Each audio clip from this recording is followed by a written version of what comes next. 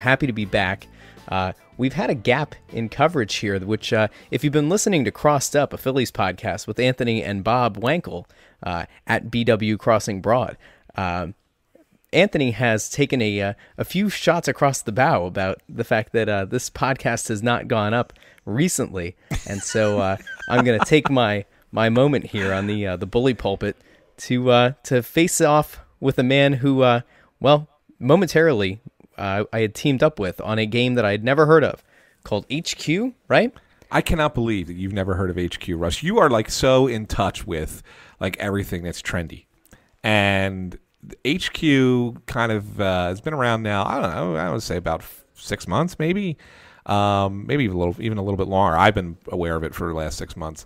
And basically, all it is a free app. You download it to your phone, and every day at 3 o'clock in the afternoon and 9 o'clock at night, there's a trivia competition where you can win money on your phone. All you have to do is get every question correct. Usually they ask 12 questions. Sometimes they ask more than that and go 15. Tonight was a special 8 questions for $88,888 because it was sponsored by the movie Ocean's 8. Get it?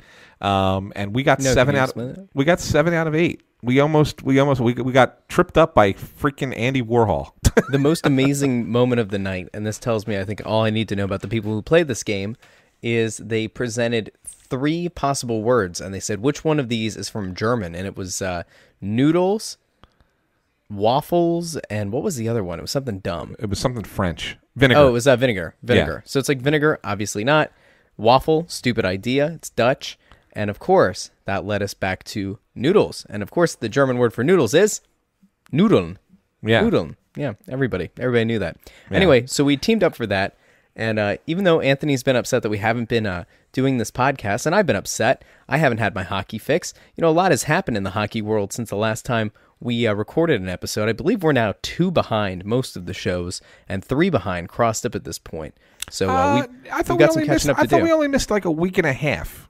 No, I think we missed a full 2 because I just uploaded, as of recording this, I had just uploaded Crossed Up, and that was episode 11. We are at episode 8 of Snow The Goalie. Yeah, so I think what ended up happening was we had that. What had happened was we ended up we missed a week, and then when we recorded the one the week after, it was 3 days after we normally record, because I think we recorded it on a weekend. And so then we missed another week. So we only put up one in the past 3 weeks, but it's really not been as long as the layoff as it's just kind of the way the days fell, right? Yep. So that's why. But no, the reason why, and I'll put this out there. The reason why, we're good. Careful at SanFilippo. We have been. I've been working with the Flyers to procure a really awesome guest for the podcast, and we shot for those stars right off the bat. Like I didn't want it to be, okay, we're going to get, we're going to get Dale Brandon Weiss. Manning. He's not even a member of the team anymore. I would love to ask Uri Laterra questions. Yeah, about, right, exactly. So who he has pictures of. Right. So we didn't shoot. We didn't settle for the bottom of the barrel. We wanted to go full bore. So I've been putting the request in, and I keep sending you the text updates from the Flyers PR department. And they keep saying that, hey, we haven't forgotten about you. We're still working on it. We're still trying to make this happen, and it's going to happen. Don't worry about it, kind of stuff. And so each day it gets put off. And I feel bad. Like I keep following up with them. They're in their off season. They're preparing for the draft, and I keep following up. Like, hey, what's going on? Like, oh yeah, we'll get to. Hold on, hang in. We'll get to you. So we've had a couple of almosts, and then it didn't happen, but it's going to happen. So the point is that's the reason we've had this gap in podcasts. But I do promise the listeners that once we get the guest, you'll be very thrilled at who we get. I agree. Knowing who that person is, I'm very excited. I have to ask him or her a lot of questions, and her? since I brought up her, I do think it is important that I point out to some of the fans who may not be aware of this, but Kate Smith did pass away many years ago, so it will not be Kate Smith. You got to go back to that angle, don't you? Well, it's been a few weeks. I can't let that die. Yeah, no, it's a shame. That was kind of distasteful, wasn't it? Speaking of dead, it looks like the Vegas Golden Knights are are at death's door, down 3-1 in the series to Washington, in a series that was a Holtby ridiculous stick save in Game 2 away from being a 2-0 Vegas lead. Or I would at least argue that that game would have gone to overtime, and I think Vegas would have pulled that one out. And instead, they're staring down a 3-1 deficit against a team that right now, at least in the last 2 games, has appeared to outclass them in many ways. What are you seeing so far? It definitely appears as though we've had a massive shift, and maybe some of the magic of this Cinderella run for Vegas, the golden glitter, is starting to wear off. What I've seen so far is a Washington team that is playing with great confidence. It's really just playing to another level right now. And it's not something that I ever really expected out of this team. I mean, they've always had great talent, right? And we've thought in years past that the Capitals were a really strong offensive team, maybe the best offensive team in the playoffs, and they never really could get that. They never could go anywhere because they couldn't stop anybody. They didn't have good goaltending, or they didn't have great defense, and it was a bit of an issue. And then it turns out that they bring in Barry Trotz as their new coach. And he is a real defensive-minded coach. I mean, he was the guy that kind of built the Nashville group up that eventually went to the Stanley Cup last year with Laviolette as the coach. But he was going to instill this defensive system, and so you kind of expected it to happen relatively quickly. Well, it didn't. It got better, but it still wasn't good enough because the Capitals kept losing to the Penguins in the playoffs the last couple of years. And so it was like, okay, well, they're not going to get past Pittsburgh. They're never going to win. And then this year, when the expectations were not there for the first time, they finally got past Pittsburgh. They outlasted a Tampa team that, frankly, is a better team than Washington, but Washington played better in that series. And now they get Vegas. They lose Game 1, and you think, okay, all right, the Caps are just going to fold now, like they usually do, and they didn't. They actually bounced back, and they're showing a lot of character, and they're beating Vegas at Vegas' own game. They're just faster right now. They're quicker to the puck. They're doing all the little things right, and they're playing like a team that's on a mission to win a championship. And I don't think Vegas is dead. I think Vegas has the ability to actually get back into this series. Game 5 is going to be back in Vegas. I kind of like Vegas in Game 5. So it's really going to come down to, in my mind, what happens in Game 6. If Vegas can somehow pull out Game 6 in Washington, then all bets are off. But I think that's going to be really hard to do. I think that the Capitals will probably win their first Stanley Cup ever in Game 6, which would be Wednesday,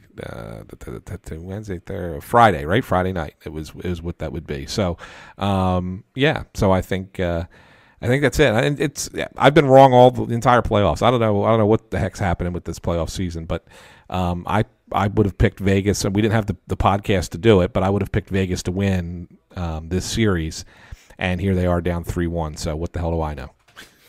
Apparently not a lot, Anthony. Maybe it's time to hang up the skates. I think it's all over. If you're proving to be very unknowledgeable about the NHL playoffs, what am I doing here? What are any of us doing here? Here's a funny thing. I think I've mentioned before. I have a buddy of mine who's a degenerate gambler who reaches out to me all the time for hockey bets. And he usually is like huge reaching out to me when it's the playoffs, because that's usually when I do well picking games for him. And he just freaking stopped this year. He just stopped texting me. I haven't gotten a text in a week and a half from the guy, because I think I gave him the Lightning to win the last series. I think he probably loaded up on it and then lost, and so I haven't heard boo from him during the entire final. And it's just been a bad year. I mean, I usually do well in the playoffs, picking the playoffs. This year, not at all, not in the least. So it really has been, looking back at the bracket and looking back at the way that everything has kind of played out, it certainly has not gone the way that I think anyone would have expected. This Washington team, for a lot of the reasons that you kind of already broke down, is not some team that I think that anybody thought was going to be a team that you'd want to throw a lot of money behind, especially with all of their past issues in the playoffs. I did see this thing, and I wanted to make sure that we talked about this really briefly. I couldn't help but notice that there was a somewhat vocal contingent of Flyers fans, both on Twitter and on Facebook, that have been saying that this is further proof that the Flyers blew a great opportunity to win the Stanley Cup. And it's this like false equivalency that, if you had beaten Pittsburgh, you certainly would have been able to then go and beat Washington in their minds, because if you think back to the first round and when we were talking about, what team did the Flyers match up the best with, a lot of people thought that the Flyers matched up better with Washington than they would have with Pittsburgh. So the idea was, well, if you get past Pittsburgh, you would have ended up playing against a team that you probably should have beaten in Washington. You go on to the Stanley Cup final and, you would probably be up on this Vegas team, because of course you would. And I don't understand where these people came from, or how they can possibly, take in the world through their orange and black tinted glasses. But like, what are people thinking? I don't totally get this line of thinking at all. You're absolutely right. They're out of their minds, because the Flyers this season were nowhere close to the Penguins, and we knew. But here's the thing: like, we knew the Penguins were flawed. We talked about it on this very podcast. They were ripe for the pickings. The Flyers just were not good enough to beat them. So if the Flyers weren't good enough to beat a team in Pittsburgh who was ready to be beaten, what makes anyone think that they could have beaten Washington or Tampa or Vegas? I mean, really, the teams got better as they went along. They struggled against a Penguins team that was not good enough to win past the first round. And these fans suddenly think, oh, my God, they could have made a great run if they would have just beaten the Penguins. They had no prayer. They had no shot at beating the Penguins, nor if they got lucky to beat the Penguins, did they have a chance to go far. Look at how Washington's playing in this playoffs. I mean, Ovechkin's been fantastic. I don't know what makes anyone think that they could have then beat Washington. I thought Washington was a good matchup for them in the first round, but that was coming off of the regular season. The way Washington's played in the playoffs, no one's beaten them. I mean, they're going to win a Stanley Cup. so it's not you're fast forward a week from now, when Vegas is hoisting the Stanley Cup. We've now taken 3 weeks off as we wait for the Flyers to get us that big special guest, who turns out to be the granddaughter of Kate Smith. Wouldn't it be something if Vegas did come back and win this?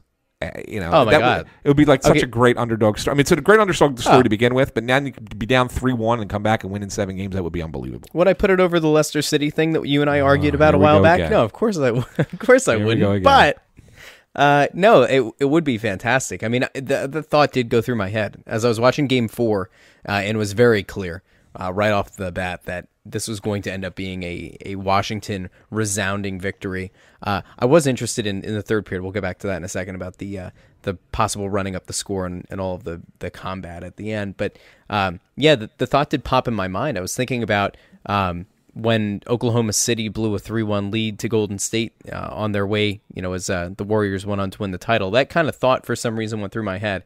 Obviously a different sport, but there was something, I don't know, something really weird about the way that the series has gone. I mean, now it goes back to Vegas, and Vegas plays extremely well at home. I would expect them to win Game 5. And, I think if you're Washington, it's I guess too cliche to say that it's a must-win for you, especially because it's a road game, and then obviously you just have to win the last 2. But I do think a lot of that pressure and some of those skeletons in the closet of the Capitals kind of has to start to rear its ugly head, right? Like if Vegas wins this game, you're 3-2. You have all the pressure as the home team to clinch it, because you know that if this goes back for a Game 7 in Vegas, it is not an easy place to play. It's been a place that teams have had massive difficulty, coming out victorious. And the idea that you're going to, be able to shift the momentum of the entire series at that point seems kind of illogical to me. So, it's stupid to say that a Game 5 is a must-win necessarily, but I don't know. I feel like there's plenty of things that can start to go wrong, and man, will the media start to turn on them within their own town if they show up after getting shellacked by Vegas in Vegas. Yeah, no, you're absolutely right, and the thing of it is that, and it happens a lot in hockey. If you look back, I know teams that have been up 3-1, I think have won. I want to say it's 19 straight series, if I'm not mistaken, in the NHL. Anyway, if you look back over time, teams get up 3-1. How many times Game 5 is won by the losing team, the team is trailing? It happens a lot. I don't know what the exact percentage is, but it happens a lot, and it's because teams have a tendency to get a little laid back. They tend to, it's not that, they don't want to go out and win the Stanley Cup that night. I think that they just kind of think, all right, we don't have to go pedal to the metal. We just have to play within ourselves and play our game, and everything will be fine. And the other team is playing with a little bit more desperation, and so they jump out on you, and now all of a sudden you're chasing the game, and now the thoughts are creeping into your head, oh, geez, if we lose this game, then we're in trouble because then we have to win the next one at home in front of a rabid crowd. So all those thoughts start sneaking into your head, like you were pointing out. So I think that it happens more often than you would think, that a team trailing 3-1 does win Game 5. So that wouldn't be a big deal. To me, it then comes down to the Game 6, and I just don't see why. I think this Washington team is playing the way that it needs to play to win a Stanley Cup. I can't at this point, and maybe I'll be wrong one more time in the playoffs, and Vegas will come back and win this series in 7. But I just don't see how they can win Game 6 in Washington. Washington dominated them in both games down in D.C., and I don't know that Vegas has what it takes to come into Washington and win that crucial game with the cup on the line. I don't see it happening. Were you surprised by the scuffle in the third period? I think it was when the score was 5-2, I want to say, or it was 4-2. I think it was 5-2. And Washington rolled out their number one power play unit, and it rubbed Vegas the wrong way. There ended up being a 5-on-3 that eventually Washington ended up scoring on, but all the announcers kept talking about was the idea that Washington was clearly trying to send a message that they wanted to run up the score on Vegas, and Vegas took exception, and it was kind of setting the stage for what should be a very contentious Game 5. In the grand scheme of hockey, in the grand scheme of the Stanley Cup playoffs, do you think that was kind of taken out of context? Do you think it was kind of blown out of proportion by the announcers, or is this something where you really think that Washington was trying to make a declarative statement that the series is over in their minds? No, I don't think that's the case. I think Washington is at a point where they sit there and say, this is the Stanley Cup final, and a 3-goal lead is not safe at any time. It's like 5 minutes left, though, right? That doesn't matter.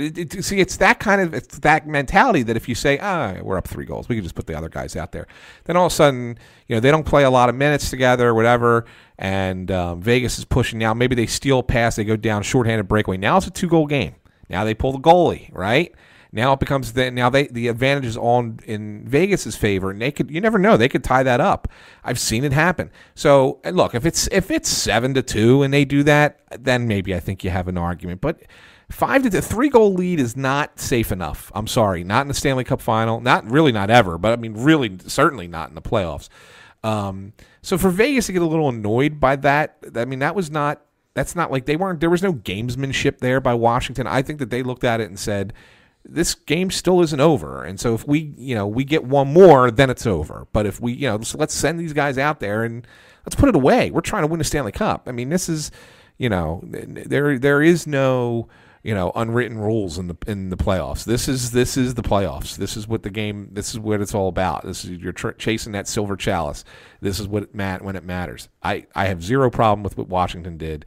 The fact that Vegas kind of was a little ruffled by it is just them because they're a little annoyed that they're losing. And, of course, the media blows it out of proportion. I mean, 90% of the media that's covering the Stanley Cup Finals are from Canada, where everything is blown out of proportion.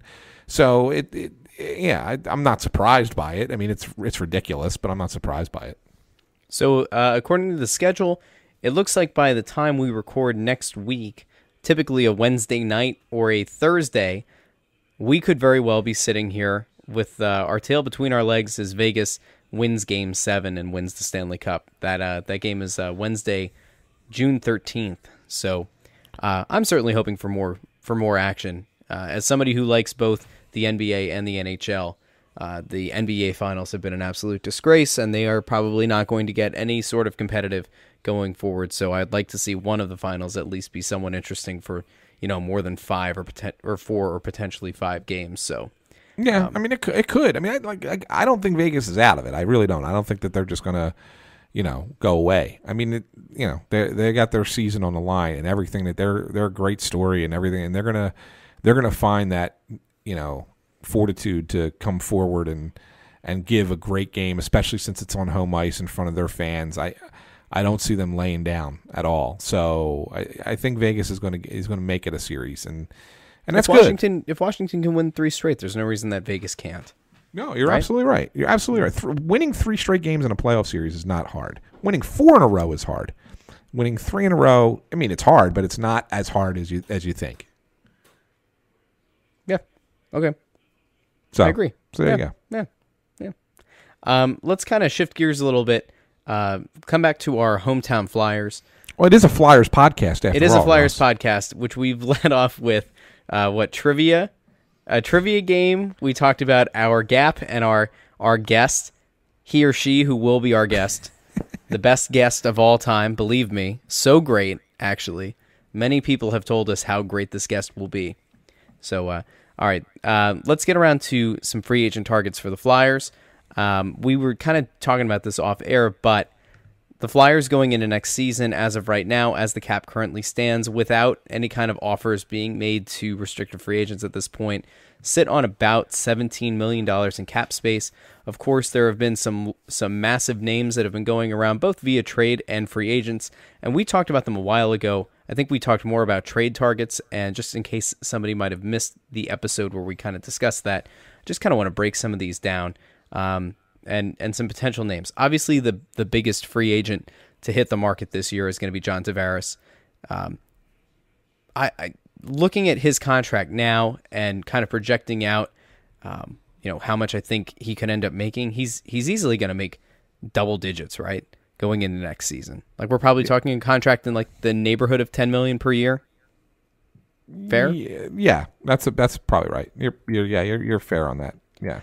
So then I guess, you end up in a scenario, and this is one of the things, as we were talking before, the cap and the way that we should probably responsibly go about this, needing to put aside a few $1 million, let's say on the highest end, maybe like $2.5–3 million aside in case any of the guys who are currently non-roster players make it up to the big team.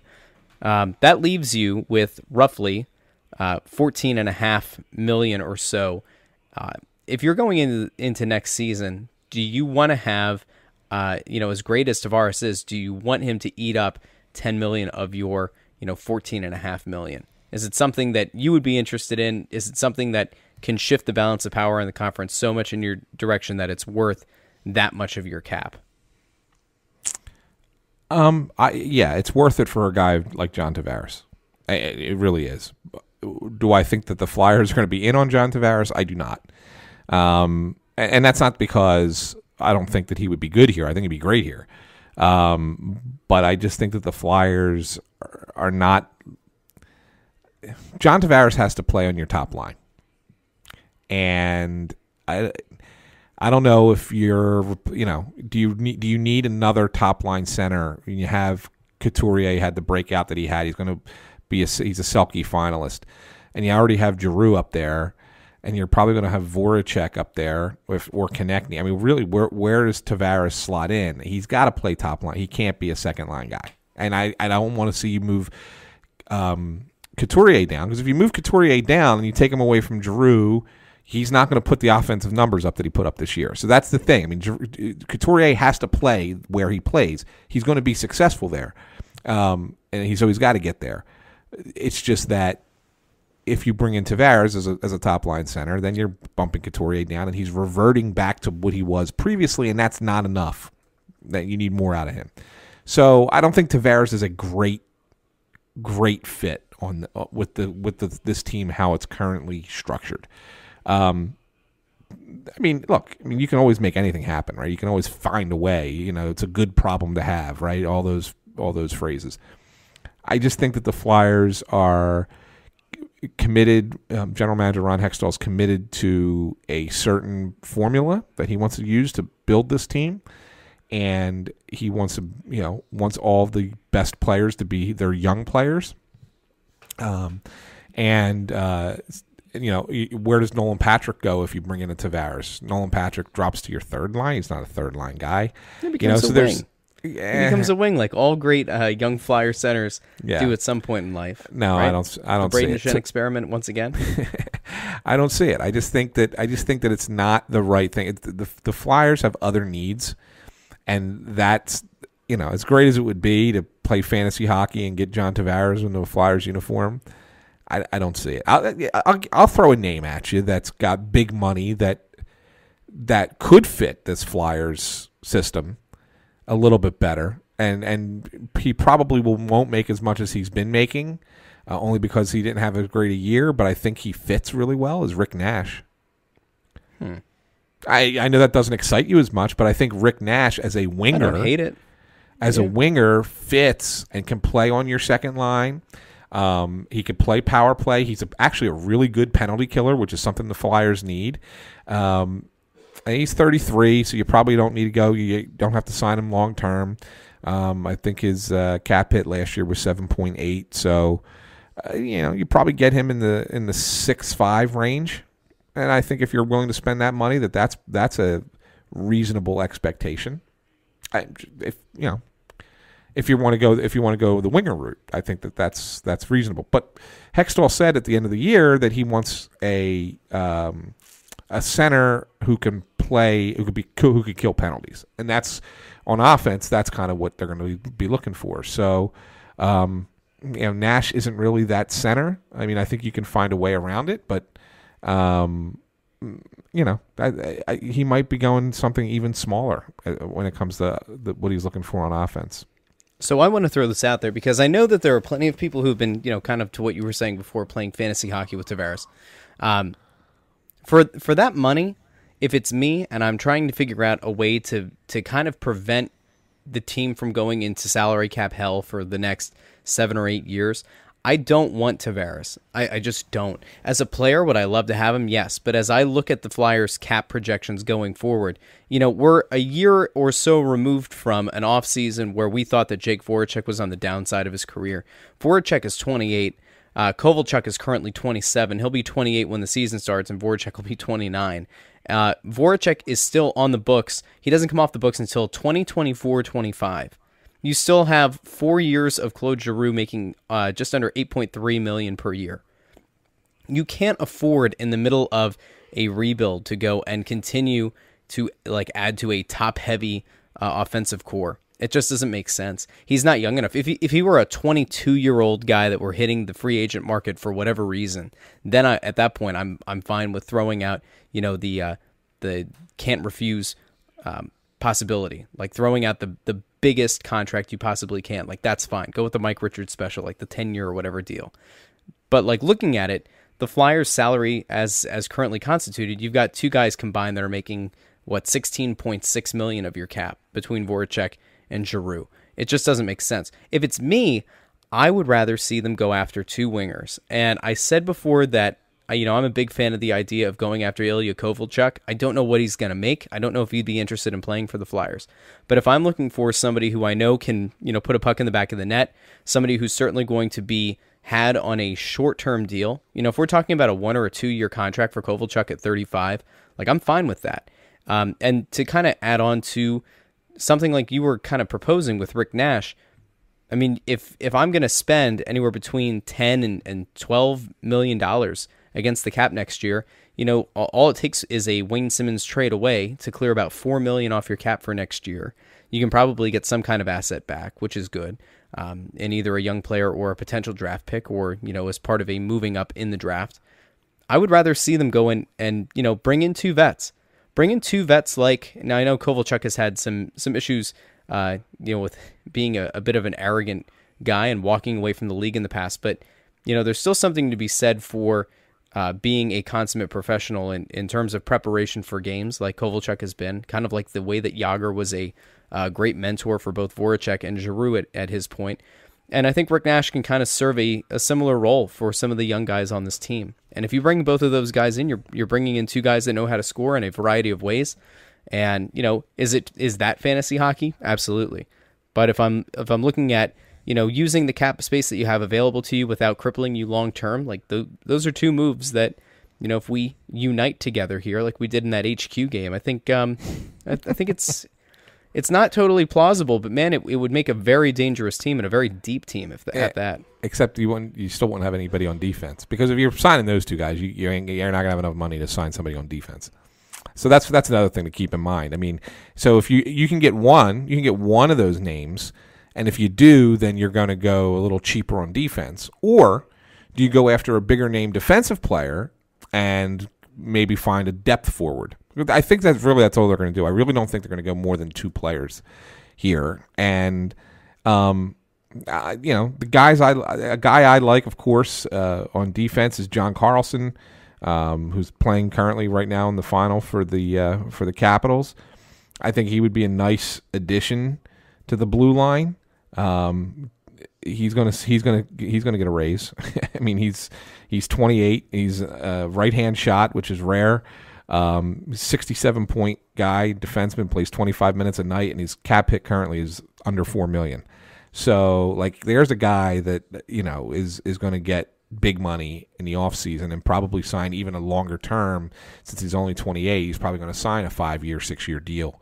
So if you go big on the blue line, and then you go something smaller on up front.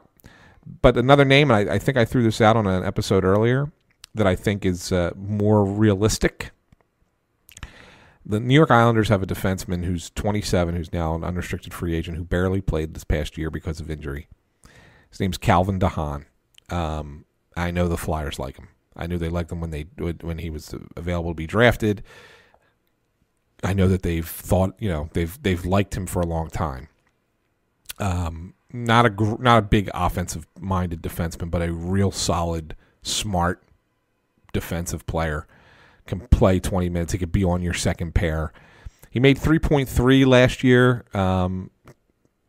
Probably needs a slight raise, but not a huge one. I think you can probably get him in that 3.8, 4, maybe 4.2 at tops. And I think that's the kind of guy that the Flyers are going to look at. If I'm guessing where Ron Hextall's thought process is, and that's not a bad move. I think it's a guy that would fit nicely and be a good part of a defense, because he's not old. He's still only, like I said, he's 27. So he kind of fits the mold of what you're building here with this team. And if you go get him, then you can spend maybe a little bit more up front on a forward. So I think that's a direction that the Flyers could go in come July 1st. That kind of makes me nervous. Spending around I'm just saying, like, spending around $4 million puts him in the Gostisbehere range, and you've got a contract coming up next year with Provorov that's certainly going to break the bank at least a bit. I don't know, man. Like, with so much depth coming out of the minors, I'm not so sure that I'm looking to sign a guy that's only going to be a second pair defenseman. Yeah, I don't think Provorov's next contract's going to break the bank because he's so young. Like he's a restricted free agent, right? So he's not going to become a UFA for a few more years. So like you can kind What's he in line for? What's he in line for as far as money? Yeah. For after once he's restricted? I mean, you can kind of get by. Like you don't have to give him, you can probably give him 1.5. I mean, you only have to qualify him at 10% more than what he's currently making. Right, so he's making $894,000. You really only have to qualify him at like $950. So I mean, you give him a little bit extra. You sign him at 1.5, and you sign him for 2 years or whatever, and you get away with it. So I mean, Provorov's he's going to get a raise, but he's not going to get. I don't think that they're going to start paying him big money just yet. I mean, so maybe 2021, 22 is when. Yeah, that's when you got to really worry about his money. So with the Han, Is your proposal that it's a short-term deal, or is this something that you would look for like 4 or 5 years? 3 or 4. I mean, okay. You don't have to. I mean, nobody's giving out 6-year contracts anymore. I mean, nobody really is. I mean, you might see 1 or 2 come out, but so 5 is like really the max that anybody's going to give anymore. So I think 3 to 4 years is fair. So that would mean that for the next 2 years, you would have a defensive core of what? McDonald, Gostisbehere, Gudas, unless you trade him, Provorov, maybe Haig and Sanheim. Plus DeHaan, one of those guys sits in the box, right? I'm not sure Gudis is going to be here. I think Phil Myers is close. Yeah, you got McDonald, you got Ghost, you got Provorov. Haig, Myers, and Sanheim. I mean, that rounds you out to 6. Yeah, I'm not certain. 7. I'm not certain that Myers makes the team out of camp, but I think that like he's close enough that he would be the first guy that comes in. So I think if you bring in a veteran guy, I wouldn't be surprised if like Haig becomes your 7. Okay. You know what I'm saying? Yeah. I don't know. I'm wondering if there's any kind of an offer that could be made. And look, I think Andrew McDonald to some extent kind of proved the doubters wrong, but I think that, people like me who couldn't figure out why he was playing top pair defense minutes, I don't think that he should be a top pair defenseman. I think that would be a poor strategy by Dave Haxtell. But as somebody who can, I guess show younger guys in the locker room the way to be a professional or whatever, and at least be reliable on the defensive end, like I guess McDonald has value, but not at $5 million. I'm wondering if there's a team out there that might consider a draft day deal. Maybe it's a swap of picks or something where, obviously I think you're going to have to give up value in order to cut bait with a $5 million cap hit. But I'm wondering, it's only the contract is only good through 1920 is the last year of the deal. $5 million cap hit for 2 years. Is there a team that looks to solidify their defensive core, or another young team that's looking to build?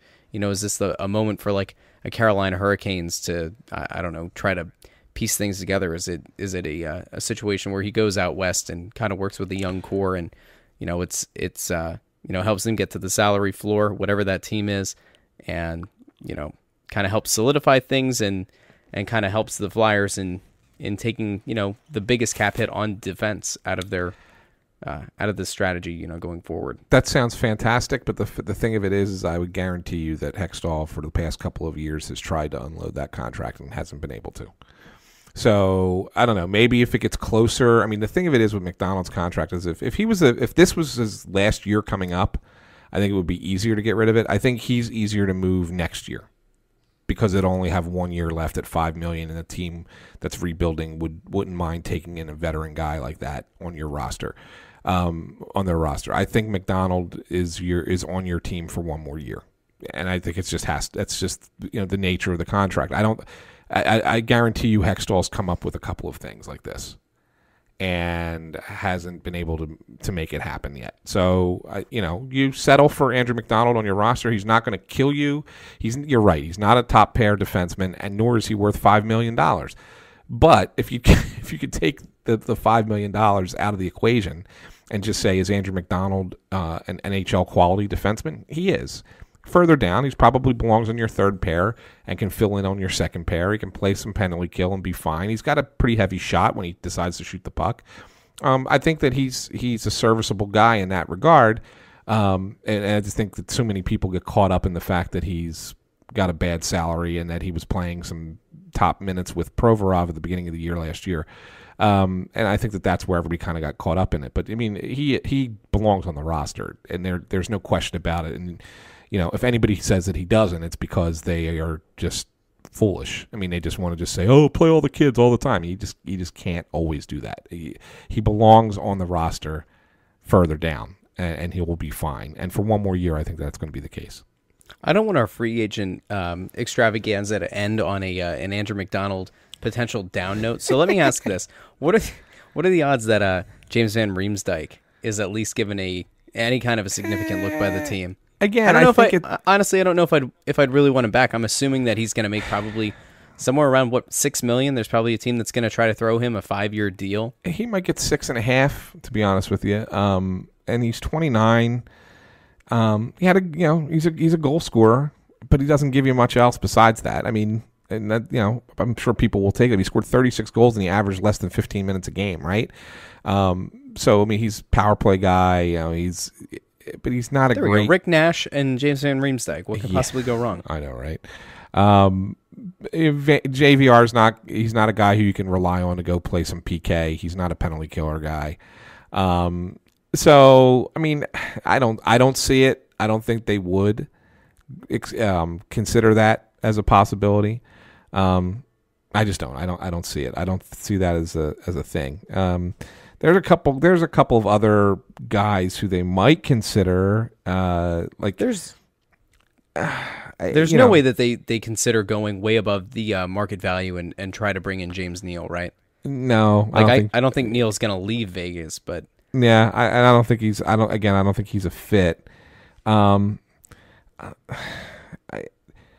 mean, do you go after a guy? I mean, you're going to hate these names, but do you go after a guy like Matt Calvert, who played for Columbus this year and had a little bit of a down year, but in past seasons has been a good penalty killer, a good bottom six forward. Eric Fair, who was hurt, but he's in UFA, played with Washington for many, many years, was on the Sharks this year. He's a cheap, fourth line option, also kills penalties. I mean, these are the kinds of players that I think ultimately they're going to be looking at. Jay Beagle, I think that's a possibility as well. You're scraping the bottom of the barrel. I'm not. I mean, these guys are all going to get contracts. They're all going to end up on teams. Yori Laterra has a contract, Anthony. It doesn't mean that it's deserved. All right. Like, I'm just you want them. Yori. Someday I'm going to meet Yori and I'm going to shake his hand and I'm going to say thank you for being a Flyer. Yeah. And then he's going to look at me and he's going to say, "Remember all those times you trashed me on Snow the Goalie?" Yes, I listen. Yes, I left a 5-star review, as anyone should who listens to that podcast. Yeah. Yeah, how about Michael Grabner? Does that interest Grabner you? Actually would interest me because he scored 27 goals last year. No, right? No. Yes, okay, that's probably it. I mean, look, I think the team needs a goal scorer. I think they need somebody who can actually put the puck in the back of the net. And I think that there were so many times in this season that we ran into situations where it didn't seem like anybody wanted to pull the trigger on a shot. I'm not worried that Grabner is going to be the guy to be afraid to pull the trigger. And maybe it won't work out, and maybe it would end up, he'd get caught out on an island multiple times, and we would, smash our head through the glass. But I don't know. At the right price, I wouldn't be opposed to Grabner. I don't want to spend it. I don't want to spend any more than like $3.5 million on him, and I'm assuming he's going to get more than that. So no, then I don't. I think his agent's going to get him some money because he scored 27 goals last year. He's not that's an outlier. He's not that good of a player. But here's the thing, like.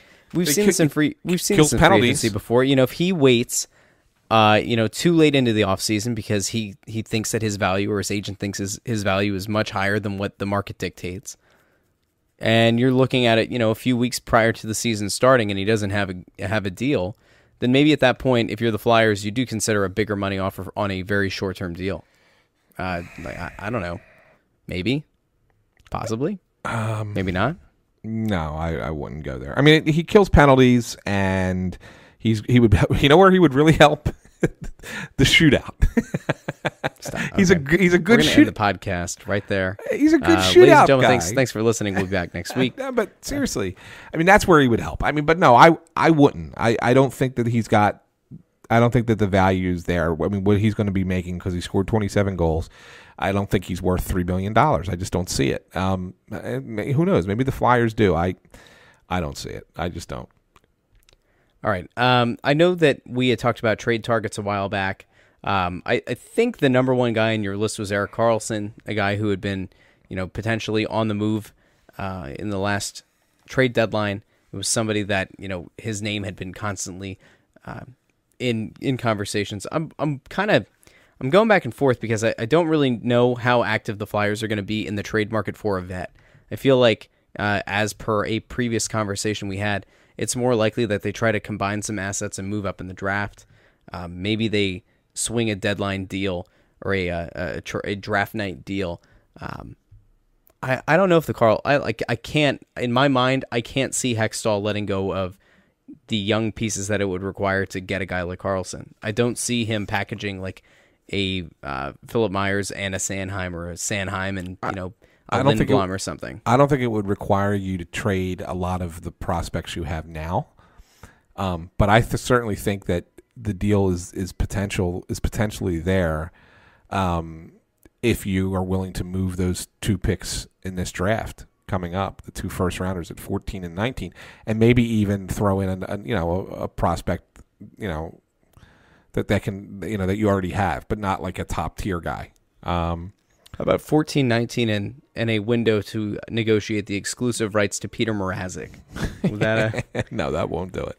I won't do it. That certainly will not do it. I mean, look, I would really consider it. I mean, I'm a big Carlson guy. I think he could be and is in a lot of ways the best defenseman in the NHL. So I would have zero problem moving those 2 picks, and then maybe, I'll tell you, I would give them Rubtsov. I know they're not thrilled with Rubtsov right now. He's been playing in the queue. He's averaged a point a game this year, which is fine.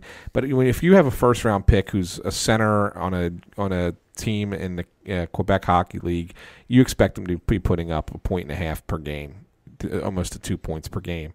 And the fact that he hasn't means that I think that they think he's a little bit behind. They won't say that. They'll say all wonderful things about him. But if I'm giving up 1, 2, and Rubtsov to get Carlson, I'd do it. I would do it tomorrow. Yes. For picks, I'm okay. Yeah. All right. I'll go along with it from that. I think I'm just gonna have a hard time, being separated from any of the prospects. Like I don't want to see a Sanheim get dealt because as you all are. Everybody falls in love with the prospects. You people, all the fans, they fall in love with the prospects. No, Anthony, you shouldn't want to see them get rid of Sanheim either. He was our first guest on the podcast. I know he was. He is officially. I didn't say that they're going to get rid of Sanheim. I never said that you said he was going to. They were going to get rid of him. I wasn't going there. Although I guess it's possible. No, it's not. We're not getting rid of Travis Sanheim. He's going to be here for 15 years. He's going to be the captain, and he's going to lead us to 6 Stanley Cups. Everybody knows that, Anthony. Oh, yeah, you're right. I'm sorry. Yeah, okay. Sorry, I forgot where I was. But no, I would do that. I would trade the picks. So and a player. 14-19 and Rubtsov? Yeah, I'd do it. You for think Carlson, that gets it done? You think that gets it done, though? It could. I mean, you're talking about a 19-year-old guy who was a first-round pick 2 years ago and 2 first-round picks and a deep draft this year. I mean, you're talking about 3 first-round quality players in exchange for a guy who's going to leave Ottawa after next season anyway because he's going to be unrestricted. To me, that's good value for a guy in the final year of his deal. Yes. What is he going to fetch in terms of a new contract? What's his cap hit going to end up being? 8? 9? I think it will depend on his. It'll depend on his season. When you really comes down to it, I mean, you got to remember he has missed a little bit of time the past couple of years. So there is that injury factor that has to be taken into consideration. He's 28, going to be 29. I'd say 7.5. 7.5. It depends. Again, the over term 6 years, 7 years. The term also depends a lot. I mean, that makes me nervous. That makes me nervous. 7 years. You know what? I would do it. Now, if you're the Flyers, do you need to do it with the understanding that there is going to be a new contract? Or is this something that you really do roll? Absolutely. You don't roll those dice and hope that that's it. I mean, you've probably talked to the agent in advance and said, okay, what's it going to take to sign your guy and not go into free agency? What is it going to take? And so and then you work from there. I mean, it's certain. Anybody who thinks that the general managers and the agents don't talk all the time and just throws things out like that to kind of figure it out, I mean, they do. Who was the guy that the Flyers traded for the exclusive negotiating rights to a bunch of years ago? Was it Nashville? Was it Hamhui? Hamhuis, Stan Hamhuis. Hamhuis, yeah. Hamhuis. And then they didn't get it, and they traded and they traded his rights to Pittsburgh, and it didn't work out there either. And Hamhuis ended up signing with Vancouver. So I mean, you see what happens. This is one thing that perplexed me, and I was thinking about it in the car today, and it was something that obviously you and I never had the opportunity to talk about because, we weren't doing a podcast then. But why don't more NHL teams submit offers for restricted free agents? One situation that I constantly come back to is Ryan Suter, and oh my God, why is the guy's name escaping me? Shea Weber. Yeah. They were both RFAs for Nashville. They could have like the thing that I think drove me nuts that offseason was you could have potentially put an RFA contract offer on the table for both of those guys at the exact same time, and you didn't. And by staggering them like you did, it led you to a situation where Shea Weber, they ended up matching the poison pill contract offer, and then you obviously missed out on Parise and Suter that season. Like, why don't more teams do it? And especially if a team has two RFAs that are, looked at as very good players, why don't teams put down multiple offers for guys on the same team? So there is this. You're going to be annoyed by this, but there is a. Why do you assume I'm going to be annoyed by everything? Because I know you, Russ. You're going to be annoyed by this. There is a handshake agreement in hockey that you don't pilfer each other as restricted free agents. And it just doesn't happen. And it happens once in a blue moon, and then everybody gets pissed off at each other. Like, the Nashville Predators were fuming at the Flyers that they made the offer that they made to Shea Weber because they had no choice but to match it. They had to match it, and it really put them in a bind as far as financials were concerned. So, I mean, it just doesn't happen because, and there's no other explanation for it other than that. It's just what it is, and I don't agree with it. I mean, if it's a thing, dumb. if there's a, you negotiated it with the Players Association. It's in the CBA. Yes. Use the mechanism. That's just dumb. Yeah, I agree with you. I absolutely agree with you. But that doesn't necessarily mean that the NHL is a very incestuous organization. It's a very Targaryen organization. Yeah, it is. It's a good old boy network, and nobody wants to upset anybody because everybody changes jobs so much, and you always want to have the opportunity to still be out there, that you can work for another team and blah, blah, blah, blah, blah. So you're not going to be that kind of guy. And it's funny, my first day at the Flyers when they hired me was the day that Shea Weber was brought in to check out the facilities. And so I get there, and there's Shea Weber. Like, I'm like, are you kidding me? Like, I'm just starting to work for the team, and all of a sudden I'm seeing this restricted free agent is around, and I'm told you can't tell anybody. And I'm like, oh my God, I just came from the media where something like this would be like the greatest thing ever, the greatest scoop ever. And now here I am here, and I can't tell anyone that I'm seeing Shea Weber interviewing with the team and potentially coming here. He really wanted to be a Flyer. He didn't want to go back to Nashville at the time. It's one of the reasons why they went and turned around and traded him to Montreal for PK Subban, because Weber, even though he said all the right things publicly, was not a big fan of being in Nashville. So, I mean, yeah, and the Flyers, they had the chutzpah then to do it. They didn't care what anybody else thought. But that was under Snyder, and he would say, "Go do it. Do whatever you can to win." And you just don't have that mentality right now. I mean, because it's a different thing. I mean, just the way Hextall's approaching it is a much more, slow and steady wins the race process. So, yeah, but that was an interesting time for sure. I remember where I was when I found out that the Predators had matched that offer sheet. I was standing outside of the concession stand I worked at the John Fitzgerald Kennedy Pool and Aquatic Complex in Pottsville, Pennsylvania. I had just got done flipping some burgers, dropping some mozzarella sticks into some very old oil, and I stepped outside for a moment. I believe I had a like an LG Voyager at the time. It was like one of the phones where it slid one way and like flipped the other, with the full QWERTY keyboard. Yep. And I just remember kind of pulling it up on there, and I had very limited data at the time, and I kept refreshing ESPN through all of the text notifications that I was going to go over my data limit, and I didn't care because the Flyers were going to get Shea Weber, and it was going to change the course of Flyers history, and it was going to be great. And then I got a phone call from a buddy when my phone wouldn't, go past my data limit that no, Shea Weber is going to be staying in Nashville. And then I thought, how do you get him out? At that point, like, does he play for a year, and then do you try to make a trade, a year into that deal?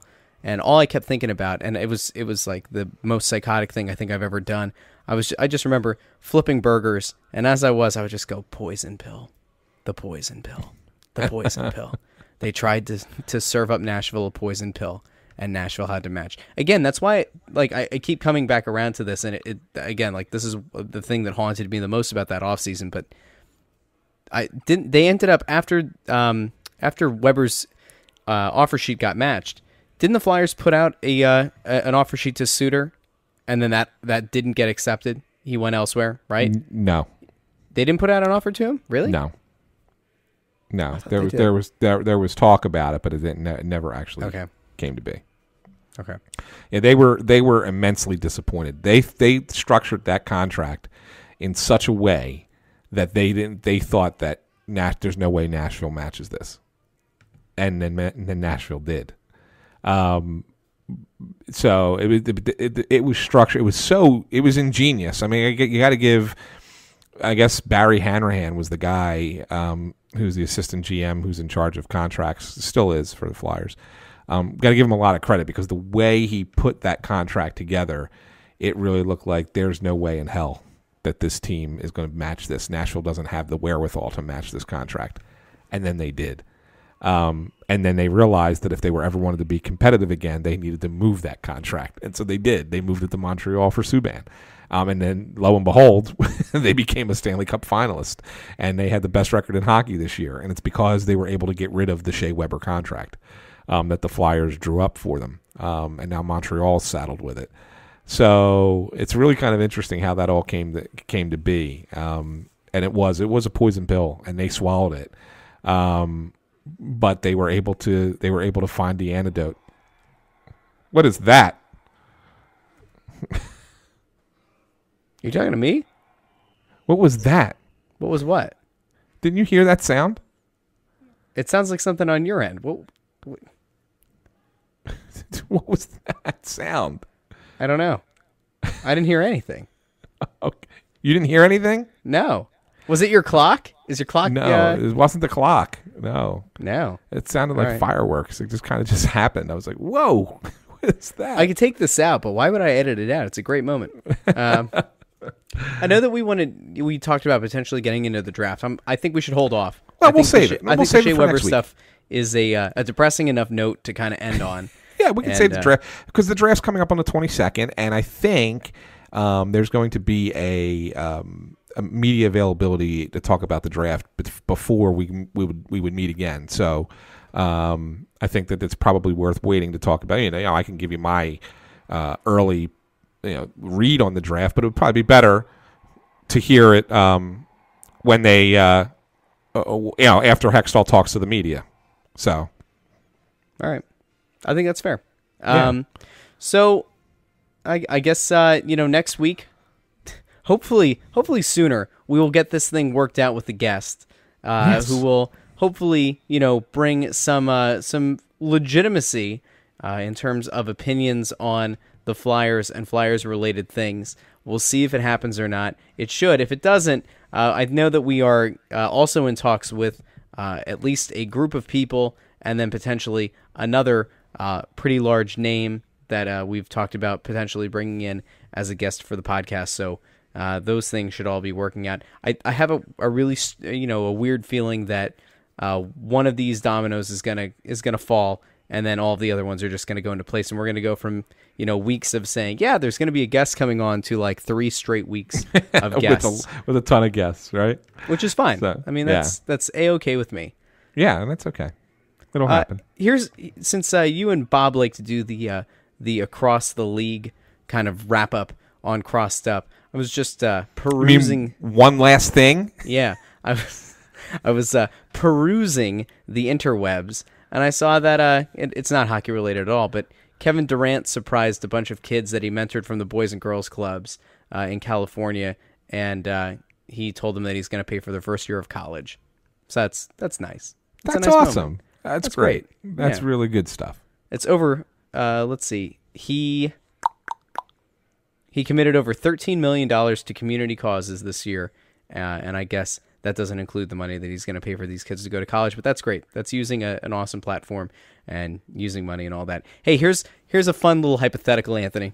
So since the Eagles were uninvited from going to the White House, Yeah. wouldn't it be swell if the Washington Capitals win the Stanley Cup? Trump invites them to the White House, they accept, and he has to shake Alex Ovechkin's hand and says, Alex Ovechkin, great American athlete, one of the best, fantastic. Wouldn't that be great? What if he called him Alex Oven Chicken, fantastic, I love chicken, I love it fried, I love it baked, Yeah. I love it in little nuggets. Oven chicken, huh? Oven chicken, fantastic. Russ, you've gone off the deep end, pal. Yeah, it's the end. You needed to sneak in a Donald Trump impersonation, and the you end. felt that if calling Alex Ovechkin Alex Oven Chicken was the way to go to do that. Oven chicken. Yeah. It's fantastic. Speaking of other Awesome. things that are fantastic, don't forget to go check out the other shows on the Crossing Broad Podcast Network, including Crossing Broadcast, which is either Mondays, Wednesdays, Fridays, usually 2 out of 3, sometimes 3 out of 3, sometimes 1 out of 3, sometimes none out of 3.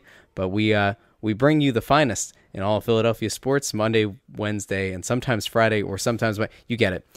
There's also Crossed Up with Bob Wankel and Anthony, which you should go listen to. It is the best, the number one Phillies podcast in the entire world. If you don't believe me, go check iTunes. It corroborates that fact.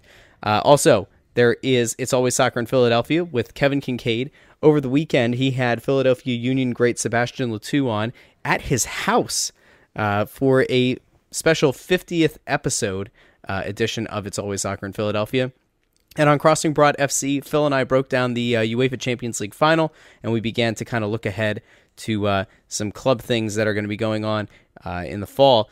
There is going to be some big news coming out about the 2 soccer podcasts and a little bit of a collaboration going on, especially with the FIFA World Cup coming up.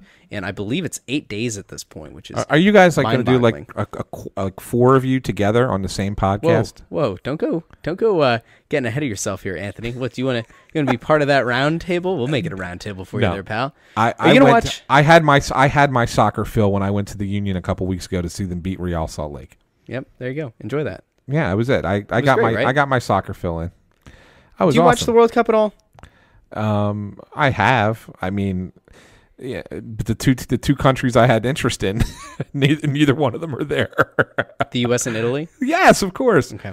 Yeah, Are you an FBI?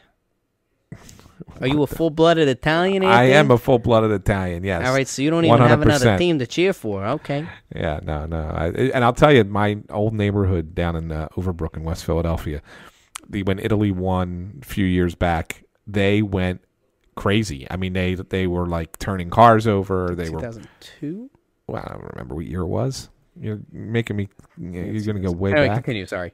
Yeah, I mean they were like rolling, waving flags, marching in the street, honking horns, like it was like the greatest thing ever.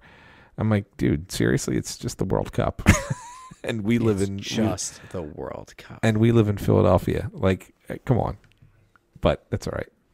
You make me really sad sometimes. You know that? I'm like, seriously. I mean, It's 2006. Do you remember what happened in the in that final? Why Italy ended up winning? Who was the all-time great who delivered a headbutt? Zinedine Zidane. Zinedine Zidane, baby. And Or you know whatever. who he until a week ago was He was managing? the head coach of was it Real Madrid, and he just Real walked Madrid. away. Yeah, He just walked away after winning 3 consecutive Champions Leagues, and Real Madrid overall have now won 4 of the last 5. But what would I know? I'm just a fan of Los Blancos, Los Merengues. It's just me. Are you impressed that I knew this stuff? I am. I'm very impressed by you, Anthony. You're a worldly man. You are a very cultured man. I like I tell people all the time, I know a little bit about a lot. There you go. A jack of all trades, a master of none. All right. Exactly. Anyway. Exactly.